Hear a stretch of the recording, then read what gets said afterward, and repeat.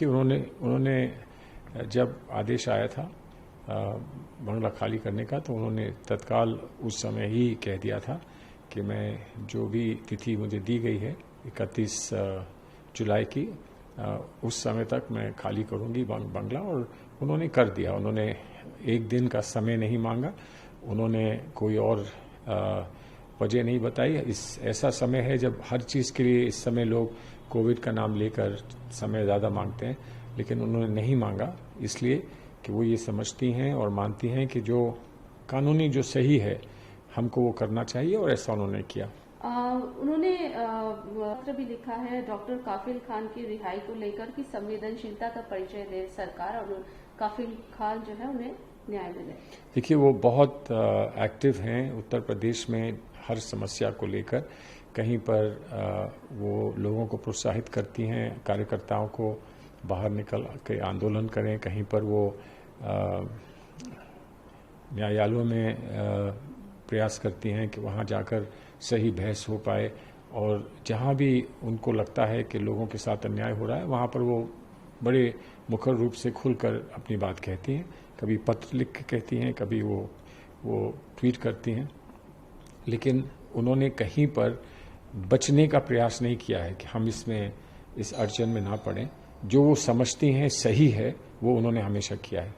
Sir, सभी politics बुलाना चाहिए, ये ऑपोजिशन का कहना है। देखिए, भगवान राम की जो भूमिका है इस देश में और इस देश की संस्कृति में और देश के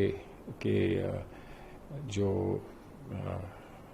हमारी जो सोच है समाज में, उसमें उनको विभाजित नहीं करा जा सकता कि भगवान राम किसके हैं किसके नहीं हैं। उनके लिए ये माना गया है भगवान हैं, मर्यादा पुरुषोत्तम हैं, वो सबके हैं। और जब इतना महत्वपूर्ण कार्य हो रहा है कि उनका मंदिर बनाया जा रहा है और पूरा राम दरबार वहाँ होगा, तो उसमें लकीर खींचकर किसी को पराया मानना और किसी को अपना ना मानना, ये कोई उचित बात तो है नहीं। एक विवाद था इस देश में, वो विवाद समाप्त हो गया, और वो विवाद कहीं ना कहीं आस्था से जुड़ जाया करता था। अब वो समाप्त हो गया।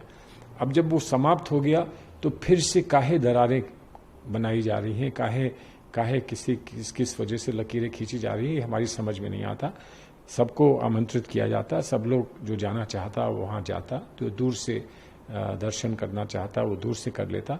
तो इस पर ये चयन क्यों किया जा रहा है अपने और पराये का, हमारी समझ से बाहर है। हालांकि सर, बीजेपी के कुछ लीडर का ये भी कहना है, और उन सब तमाम जो चीजों को, प्रोटोकॉल को भी ध्यान में रखा जा रहा है, कोरोना वायरस को ध्यान में, तो वो कोरोना वायरस से वो लोग जो है इम्यून है कि वो जा सकते हैं।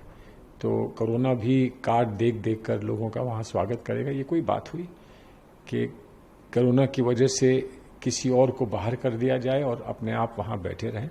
अगर कोरोना वायरस था तो रुक जाते, कोरोना वायरस समाप्त होता, उसके बाद भूमि पूजन कर लेते। लेकिन भूमि पूजन हो रहा है, आस्था की बात है, विश्वास की बात है, हो रहा है। अगर हो रहा है तो उसी विश्वास और आस्था के साथ सबको आने का वहाँ पर निमंत्रण होना चाहिए था। नहीं है, ठीक है, उनकी अपनी राय है। भगवान सबके अगर होते हैं तो किसी के निमंत्रण से नहीं, वो सब लोगों के होते हैं। भगवान अगर सबके हैं तो सबके रहेंगे। सर, यहाँ पर हरियाणा लाल बत्ती का कॉन्सेप्ट जो था वो बंद हो गया है एमएलए एमपीज के लिए। अब लाल झंडे का जो है उसको अलाउ किया गया है, तो उसमें उन्होंने कहा कि ये कुछ गलत नहीं है। गलत कुछ नहीं है, वो अपने सर पे झंडा लगा लें तो गलत नहीं है। अगर हम सब ये मानते थे कि इस देश में कि जो लोग अपने आप को आम जनता से अलग मानते हैं, वो दूरी समाप्त हो, वो दीवारें तोड़ दी जाएं, वो खाई पाट दी जाए, कि लोग आम जनता के लिए उपलब्ध रहें, जो नेता हैं वो आम जनता के लिए उपलब्ध रहें। वो ये दिखा कर कि हम आपसे अलग हैं, हम आपसे दूर हैं, हम आपसे कुछ और हैं। इस देश में लोग एक ही किस्म के वस्त्र पहनते हैं, इसलिए कि ऐसा ना लगे कि हम जो साधारण व्यक्ति है उससे अलग है। तो आज ये जो लाल झंडा लगा के जो लाल बत्ती को समाप्त किया गया, तो उसकी पूर्ति करने के लिए लाल झंडे लगाए जा रहे हैं। लाल झंडा अंग्रेजी में कहा जाता है कि कोई चीज़ खतरे की हो तो वहाँ लाल झंडा लगता है। तो वो लाल झंडा क्यों लगा रहे हैं? ये कहने के लिए लगा रहे हैं कि ये लोग सब खतरनाक हैं।